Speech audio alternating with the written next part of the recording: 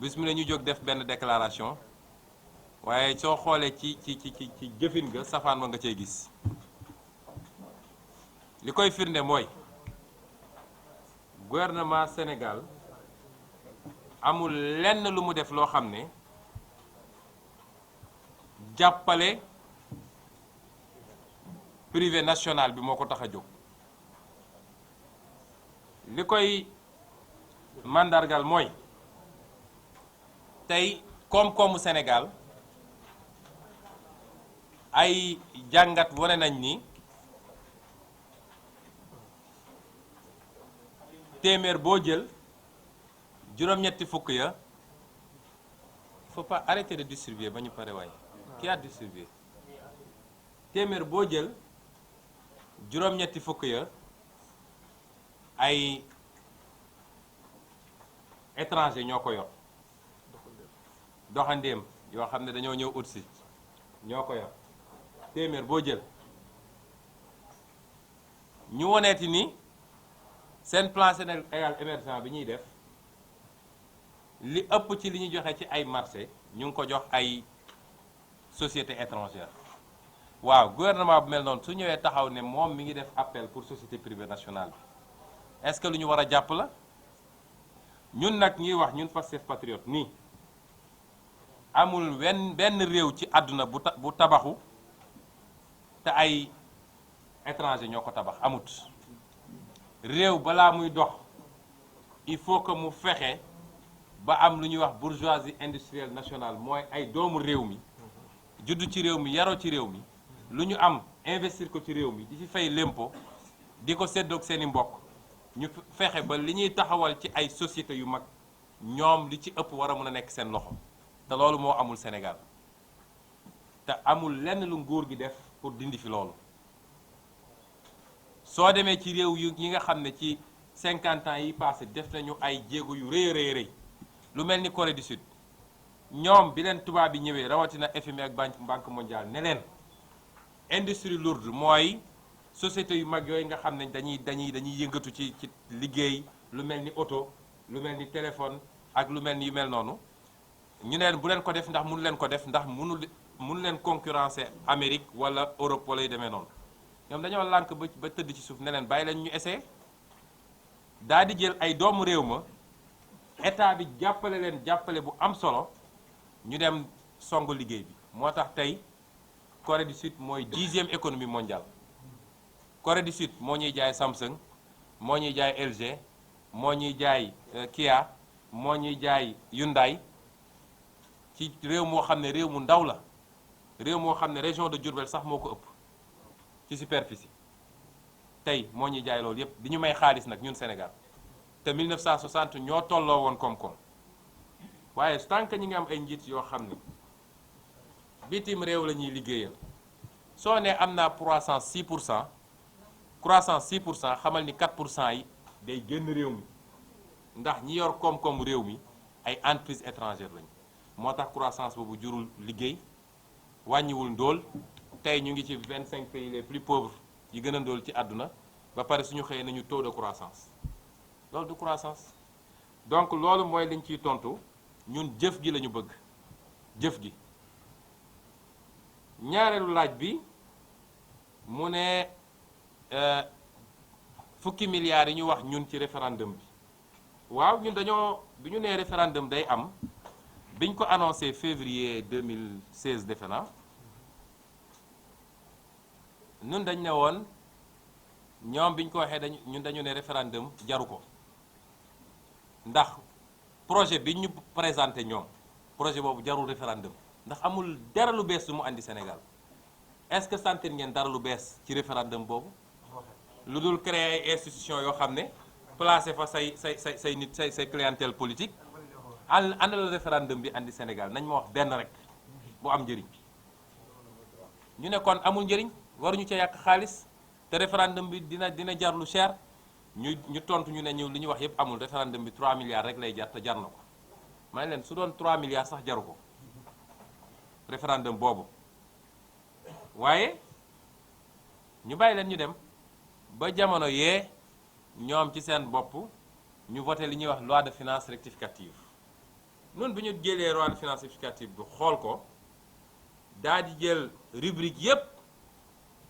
ñu dajale ko li jëm ci référendum bi ñu gis ni ëpp na 10 milliards te ñoom ñoo annoncé woon 3 milliards ñu leen gaa ñi de wax ji dab na leen ndax waxoon nañ leen ko ngeen weddi tey ñi ngi ci 10 milliards ak li ci tegu ba tey déggu leen ñu weddi ko dégg naa sax si ñoom ku ko dëggal ba pare ne waaw mais xam nga moom violation obligation de réserve loi de finance bu ñu publier journal officiel du Sénégal ban réserve ban rapport la am ak réserve pour wax rek gëlëm gi fi mu toll ci ñoom fi mu toll nii donc loolu yéen journalistes yi suñ leen mayee ngeen mun a toog ak ñoom di leen laaj ndax gis naa ni loolu amatul léegi ay déclaration rek la ñuy def na ngeen leen laaj ci question yooyu ñoom ñoo ci war a tontu fi mu toll nii. ñetteel question bi dafa laaj li tax état du Sénégal di am rek 10%. def naa question boobu jotuma ci woon tontu wala waaw man ma jàppoon ma boole kook ñaareel bi ñu ne li tax 10% yi pour ñun 10% yi jaadu na côté boobu moom li ci premier ministre wax mun nañ cee d'accord mooy tey réew mu ndóol mu mel ni Sénégal nga xam ne paj doyul njàng doyul dund bi doyul mënul jël ay centaines de milliards ne maa ngi dem ci géej gi di wër fu am pétrole ak fu ko amul. loolu nag comme ñun ñoo moom loolu ci suñu territoire la bokk te njort nañ ni am na lu fi tëdd ci pétrole ñu ne kon su amee ay société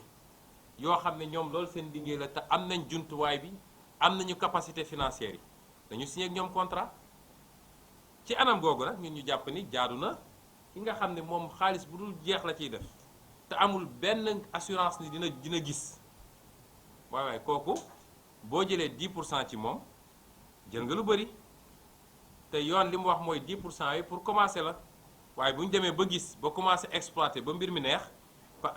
pàccu état bi mun na yokk ba dem 20%. waaye loo xam ne yow goroo yattoo dugaloo sa dërëm am ci 20% ba pare mun cee fayeku lempo gu bëri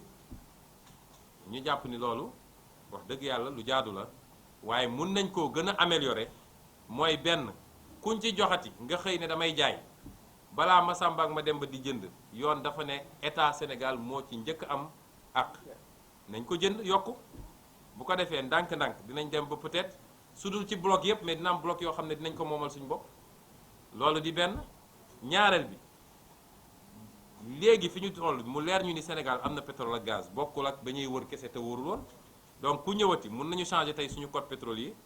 changer décret d'application bi ba tax ku ñëw ñu ne la léegi pour démarrer 15% la ñuy laaj wala 20% bu ñu demee ba affaire bi neex nga jox ñu 35% wala 40%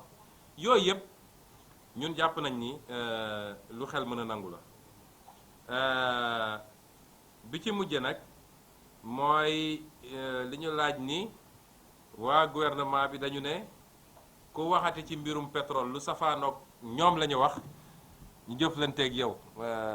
xam naa rëbës nar naa fees ndax bi ñu déclaré léegi li ci wax ci ay nit ci presse bi kenn xamul ni mu toll waaye xam naa ni nag am na ñu ci gën a taamu def naa fi mu ne nii moom am na ñoo xam ne jàpp nañ ni tant que dugal ñu leen dungu siin rek duñu am jàmm gannaaw bi ñu leen dàqee mais li ñu wax nun mooy ñun amuñu luñ ciy sóoraale nun li ñu war a def dinañ ko def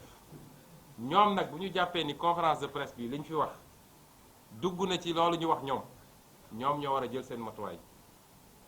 ñun ñoo ngi leen di déglu te dinañ ci continuer wax di ci wax comme ni ñuy waxee ci yeneen secteur wax ji sax dafa commencé polluer débat politique bi ndax bëri na lu ñu war a wax ci réew mi ubbi école baa ngi nii war nañ cee wax mbay mi léegi ñu dugg ci campagne agricole war nañ cee wax mbënd mi war nañ cee wax li xew ci kaso yi war nañ cee wax géej gi jën gi war nañ cee wax yeneen yi te yooyu yëpp ñun parce que am nañ ci secteurs yi ëpp solo ci économie c'est pas le pétrole tey suñu tourisme war nañ cee wax parce que li mu mën a andi tourisme rek am na lu mat 100 métiers yu ci mën a yu ci doon dund ñu sàggane ko ak yeneen mais dafa fekk nag wax jee jamono foo ñu wax ci mais amul luñ ciy seet te kenn ci àdduna wax ma Sénégal bi xam nga Sénégal am nañu yaakaar ni am nañu doole waaye am na ñu leen ëpp doole foofu ci àdduna